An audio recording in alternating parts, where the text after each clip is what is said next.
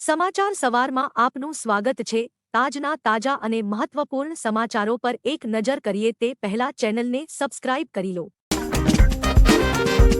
રાજ્યમાં છેલ્લા 24 કલાકમાં 25 તાલુકામાં વરસાદ। દેવભૂમિ દ્વારકાના ખંભાળિયામાં 9 ઇંચથી વધુ વરસાદ। ગુજરાતમાં હવે ચોમાસું જામી ગયું છે, ત્યારે ગઈકાલે દેવભૂમિ દ્વારકાના ખંભાળિયામાં 9 ઇંચથી વધુ વરસાદ ખાબક્યો છે, જેના કારણે ત્યાં પાણી ભરાઈ ગયું હતું।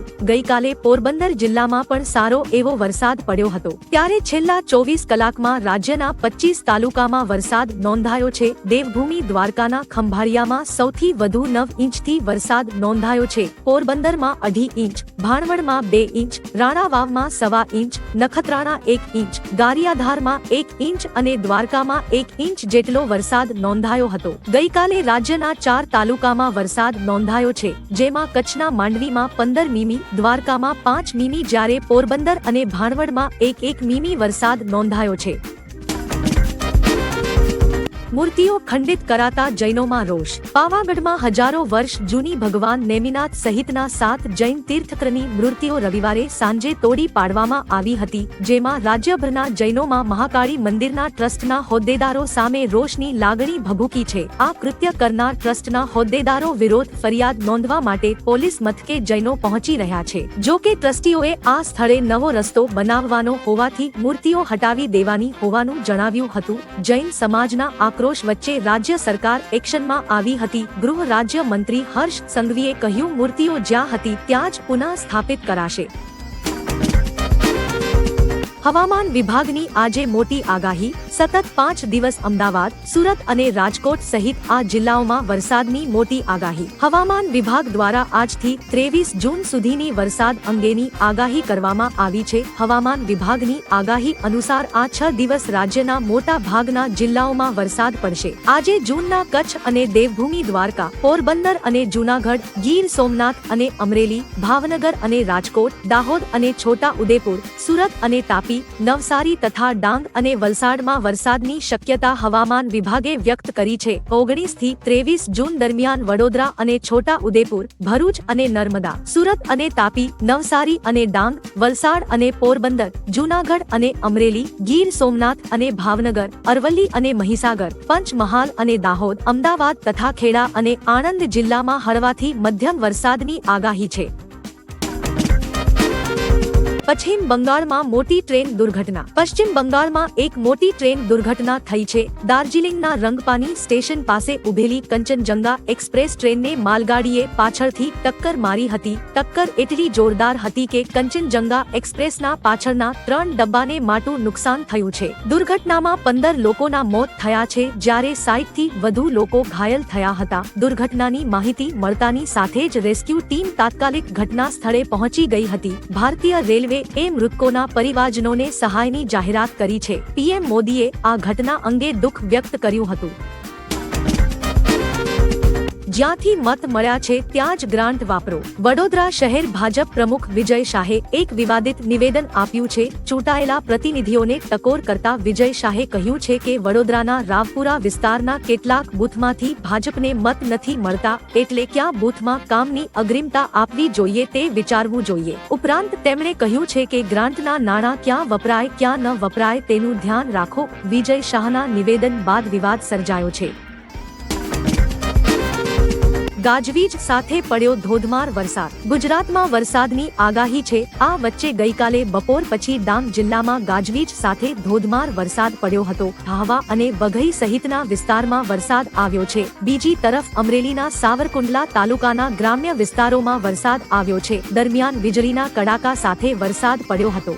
જીરા, બોરાળા, ખડકલા, ભુવા અને જૂના સાવાર સિમરન જેવા ગામોમાં વરસાદ આવ્યો છે। ખારાપાટ અને બાબરાના ગામડાઓમાં ધોધમાર વરસાદ પડ્યો હતો। વાહનોના કડક ચેકિંગ અને દંડ મુદ્દે સ્કૂલ વાહનચાલકોની 18મી થી હડતાળ। સરકાર સામે સ્કૂલ વર્ધી એસોસિએશનનો ઉગ્ર વિરોધ। ટ્રાફિક પોલીસ અને આરટીઓ વિભાગ દ્વારા આગામી 18મી જૂનથી સ્કૂલ વર્ધી વાહનોનું કડક ચેકિંગ શરૂ કરવામાં આવનાર છે, ત્યારે સ્કૂલ વર્ધી એસોસિએશન દ્વારા ચેકિંગ અને દંડ મુદ્દે 18મી થી હડતાળ પર ઉતરવાની જાહેરાત કરી દેવામાં આવી છે। હવે 18મી થી રાબેતા મુજબ સ્કૂલો શરૂ થનાર છે, ત્યારે સ્કૂલ વર્ધીના વાહનોમાં જતા બાળકો મોટી મુશ્કેલી મુશ્કેલીમાં મુકાશે અને સરકાર તેમજ સ્કૂલ વર્ધી એસોસિએશન વચ્ચે હાલ તો બાળકો અને વાલીઓ હેરાન થશે।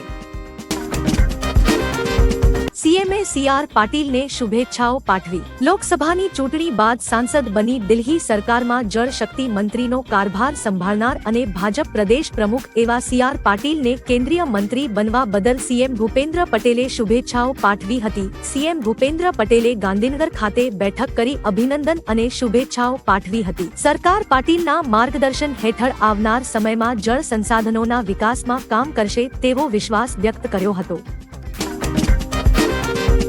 રામલલ્લાને મળી વિશાળ ધનુષ અને ગદાની અનોખી ભેટ। અયોધ્યામાં રામલલ્લાને 1600 કિલોની ગદા અને 1100 કિલોનું ધનુષ અને બાણ અર્પણ કરવામાં આવ્યા છે। આ બંને વસ્તુઓ રાજસ્થાનના સુમેરપુરના શિવગંજમાં સ્થિત શ્રી સનાતન સેવા સંસ્થા દ્વારા બનાવવામાં આવી છે। 20 કારીગરોએ 75 દિવસમાં 5 ધાતુમાંથી 1600 કિલોની ગદા બનાવવામાં આવી હતી। તેની લંબાઈ 26 ફૂટ અને પહોળાઈ 12 ફૂટ છે। વિશાળ ધનુષ 1100 કિલોનું છે। ધનુષ અને તીરની લંબાઈ 33 ફૂટ અને ઊંચાઈ 26 ફૂટ છે। સૌથી ઊંચા રેલવે બ્રિજ પર દોડી ટ્રેન। જમ્મુ કાશ્મીરમાં ચિનાબ નદી પર દુનિયાનો સૌથી ઊંચો રેલવે બ્રિજ બન્યો છે। રિયાસી જિલ્લામાં બક્કલ અને કૌરીની વચ્ચે આવેલા આ પુલ પર ટ્રાયલ ટ્રેન સફળતાપૂર્વક ચાલી હતી। રેલ મંત્રી અશ્વિની વૈષ્ણવે અંગે ટ્વીટ કરીને તેની જાણકારી આપી છે। તે મુજબ USDRL માટે તમામ નિર્માણ કાર્ય લગભગ પૂરા થઈ ચૂક્યા છે। ફક્ત સુરંગ નંબર 1 આંશિક રીતે અધૂરી રહી ગઈ છે। અદાણીની ભૂટાનમાં એન્ટ્રી, મોટી ડીલ કરી। ગૌતમ અદાણીએ રવિવારે થિમ્પુમાં ભૂટાનના રાજા જિગ્મે ખેસર નામગ્યેલ વાંગચુક અને તેના વડાપ્રધાન દાશો શેરિંગ તોબ્ગે સાથે મુલાકાત કરી હતી। આ દરમિયાન તેમણે ભૂટાનમાં 570 મેગાવોટનો ગ્રીન હાઇડ્રો પ્લાન્ટ સ્થાપવા માટેના MOU પર હસ્તાક્ષર કર્યા છે। આ ઉપરાંત ગૌતમ અદાણીએ ભૂટાનમાં ઇન્ફ્રાસ્ટ્રક્ચરના વિકાસમાં સહયોગની પણ વાત કરી હતી। આ માહિતી આપતા ગૌતમ અદાણીએ ટ્વિટર પર એક પોસ્ટ લખી હતી।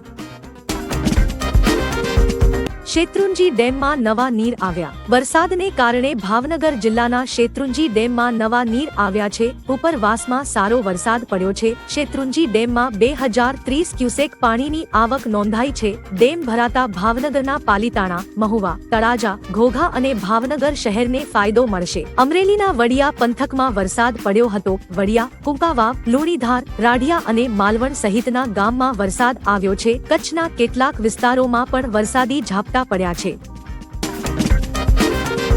મંત્રી, MLA અને અધિકારી તેમના વીજ બિલો જાતે ચૂકવશે। આસામના મુખ્યમંત્રી હિમંતા બિસ્વા શર્માએ આદેશ આપ્યો છે કે મંત્રીઓ, ધારાસભ્યો અને અધિકારીઓ જાતે જ તેમનું વીજળીનું બિલ ચૂકવશે। તેમણે કહ્યું કે તેમનો હેતુ VIP કલ્ચરને ખતમ કરવાનો છે। રાજ્ય સરકાર વીજળીના દર ઘટાડવાનો પ્રયાસ કરી રહી છે। હું અને મુખ્ય સચિવ 1 જુલાઈથી અમારા વીજ બિલો જાતે ભરીશું। સરકારે રાત્રે 8 વાગ્યા પછી સરકારી ઓફિસોમાં વીજળી બંધ કરવાનો નિર્ણય લીધો છે।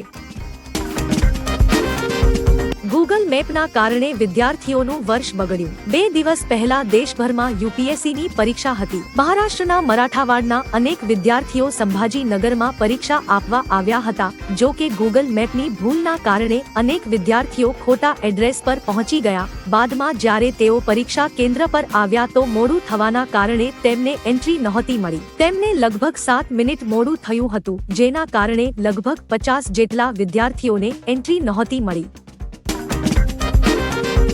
1 જુલાઈથી 3 નવા ફોજદારી કાયદા અમલમાં આવશે। કેન્દ્રીય કાયદા મંત્રી અર્જુન રામ મેઘવાલે કહ્યું કે 3 નવા ફોજદારી કાયદા ભારતીય ન્યાયિક સંહિતા, ભારતીય સુરક્ષા સંહિતા અને ભારતીય પુરાવા અધિનિયમ 1 જુલાઈ 2024 થી અમલમાં આવશે। આ કાયદાઓ ગયા વર્ષે 25 ડિસેમ્બરે જાહેર કરવામાં આવ્યા હતા। કેન્દ્રીય મંત્રીએ કહ્યું કે bureau of police research and development આ માટે તાલીમ આપી રહ્યું છે।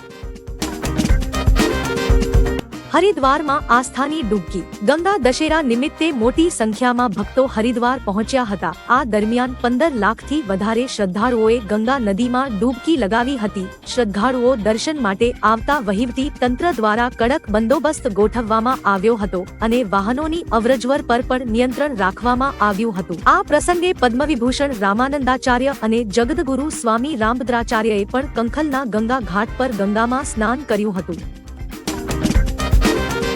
ઉપરાષ્ટ્રપતિ ધનખરે પ્રેરણા સ્થળનું કર્યું ઉદ્ઘાટન. ઉપરાષ્ટ્રપતિ જગદીપ ધનખરેએ સંસદ ભવનમાં પ્રેરણા સ્થળનું ઉદ્ઘાટન કર્યું હતું. દરમિયાન ઉપરાષ્ટ્રપતિ ધનખર, ઓમ બિરલા, કેન્દ્રીય મંત્રી કિરેન રિજ્જુ, રાજ્યસભાના ઉપાધ્યક્ષ અને કેન્દ્રીય મંત્રીઓએ મહાત્મા ગાંધીને શ્રદ્ધાંજલિ આપી હતી. ઉપરાષ્ટ્રપતિ જગદીપ ધનખરે કહ્યું હતું કે પ્રેરણા સ્થળ પર આવીને મને પ્રેરણા મળી છે. આ એક એવું સ્થળ છે જે દરેક ભારતીય માટે તીર્થસ્થાનથી ઓછું નહીં હોય.